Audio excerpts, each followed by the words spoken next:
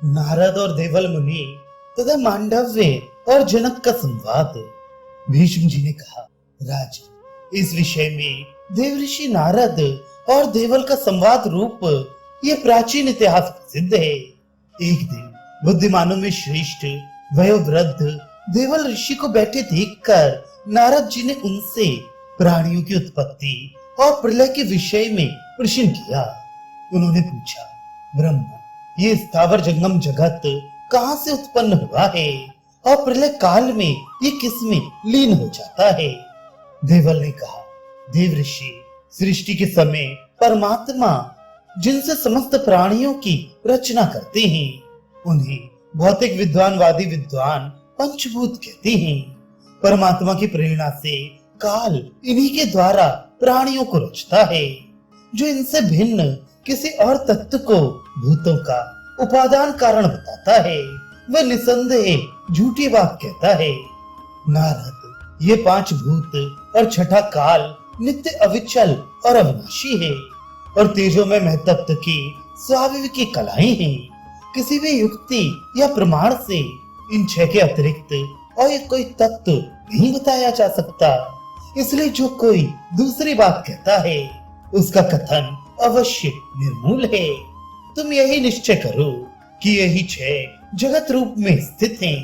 पांच महाभूत, काल तथा भाव और अभाव अर्थात पूर्व जन्म के संस्कार और अज्ञान, ये आठ तत्व नित्य हैं तथा ये ही सब प्राणियों की उत्पत्ति और लय के कारण हैं। प्राणियों का शरीर पृथ्वी का विकार है, श्रोतेंद्रिय आकाश से उत्पन्न हुई है तथा नेत्रेंद्रिय सूर्य से, प्राण वायु से और रक्त जल से उत्पन्न हुए हैं। विद्वानों का मत है कि नेत्र, नासिका, कर्ण, त्वचा और जिह्वा ये पांच ज्ञानेंद्रिय ही विषयों को ग्रहण करने वाली हैं।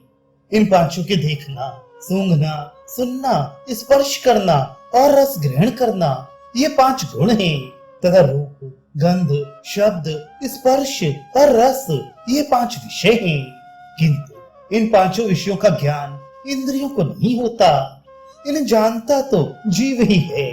शरीर और इंद्रियों की अपेक्षा चित्त श्रेष्ठ है, चित्त से मन श्रेष्ठ है, मन की अपेक्षा बुद्धि श्रेष्ठ है और बुद्धि से भी क्षेत्रज्ञ श्रेष्ठ है।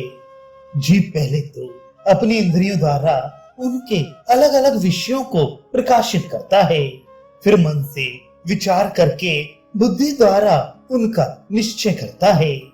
अध्यात्म चिंतन करने वाले पुरुष पांच इंद्रिय तथा चित्त, मन और बुद्धि इन आठों को ज्ञानेंद्रिय कहते हैं। हस्त, पाद, पायु, उपस्थ और मुख ये पांच कर्मेंद्रियां हैं। इनका भी विवरण सुनो। मुख इंद्रिय का उपयोग बोलने और भोजन करने में है। पाद चलने की और हस्त काम करने की इंद्रियां हैं। इनमें पायु इंद्रिय मल त्याग करती है और उपस्थ मैथुन के समय वीर्य त्यागता है। इनके सिवा छठी इंद्रिय बल अर्थात प्राण है। इस प्रकार मैंने अपनी वाणी से तुम्हें समस्त इंद्रियां और उनके ज्ञान, कर्म एवं गुण सुना दिए। जब अपने अपने काम से थककर इंद्रियां शांत हो जाती हैं, तब मनुष्य सो जाता है। इंद्रियों के निवृत्त हो जाने पर भी यदि मन निवृत्त ना होकर विषयों का ही सेवन करता रहे तो उसे स्वप्न अवस्था समझना चाहिए। जागृत अवस्था में जो सात्विक, राजस और तामस भाव प्रसिद्ध हैं, उन्हीं का भोगप्रद कर्म की सहायता से स्वप्न में अनुभव होता है। पांच कर्मेंद्रियां, पांच ज्ञानेंद्रियां, प्राण, मन, चित्त और बुद्धि ये 14 इंद्रियां और सत्व आदि 3 गुण ये 17 तत्व माने गए हैं। इनसे पृथक 18वां जीव है जो शरीर में रहता है और नित्य है। जब जीव का वियोग हो जाता है तो शरीर और उसमें रहने वाले ये तत्व भी नहीं रहते।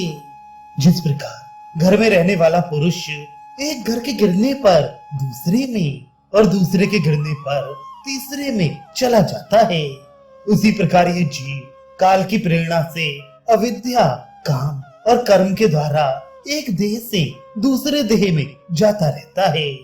अज्ञानी जन देह से अपना संबंध मानते हैं, इसलिए देह का वियोग होने पर उन्हीं को दुख होता है। किंतु बोधवानों का निश्चय आत्मा की असंगता के विषय में निश्चल होता है, इसलिए उन्हें इससे कुछ भी खेद नहीं होता।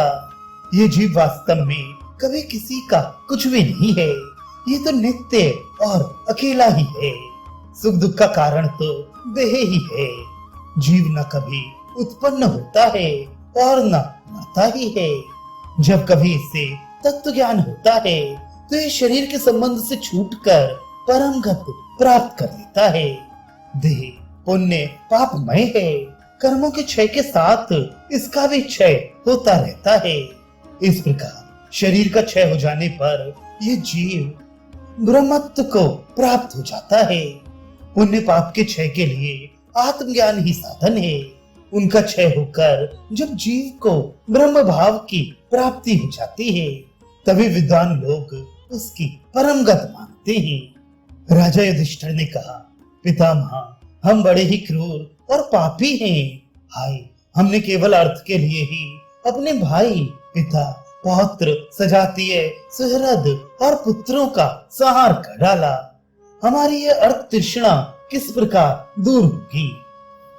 भीष्म जी बोले, राजन, एक बार मांडव्य जी ने राजा जनक से ऐसा ही प्रश्न किया था। उस समय विदेहराज ने जो बात कही थी वह पुरातन इतिहास मैं तुम्हें सुनाता हूँ। राजा जनक ने कहा था, मेरी कोई भी वस्तु नहीं है, इसलिए मैं मौज से जीवन व्यतीत करता हूँ। यदि मिथिलापुरी में आग लगी हुई है तो भी मेरा कुछ नहीं जलता। जो बोधवान होते हैं उन्हें बड़े समृद्धि संपन्न विषय भी दुख रूप ही जान पड़ते हैं, किंतु अज्ञानियों को तो तुच्छ विषय भी मोह में डाल देते हैं। लोक में जो काम जनित सुख है और परलोक का जो दिव्य सुख है, वे दोनों तृष्णा क्षय से होने वाले सुख के 16वें अंश के समान भी नहीं है। जिस प्रकार काल क्रम से बछड़े की आयु बढ़ने के साथ सींग भी बढ़ते जाते हैं, उसी प्रकार धन के साथ तृष्णा की भी वृद्धि हो जाती है। यदि थोड़ी सी वस्तु भी अपनी मान ली जाती है तो नष्ट होने पर वही दुख का कारण बन जाती है। इसलिए कामनाओं की वृद्धि नहीं करनी चाहिए। कामनाओं की आसक्ति दुख रूप ही है। यदि किसी प्रकार धन मिल जाए तो उसे धर्म में ही लगा दे, भोगों की सामग्री इकट्ठी ना करे। विद्वान अन्य सब प्राणियों को भी अपने ही समान दिखता है, इसी से वे कृतकृत्य और शुद्ध चित्त होकर सब वस्तुओं को त्याग देता है।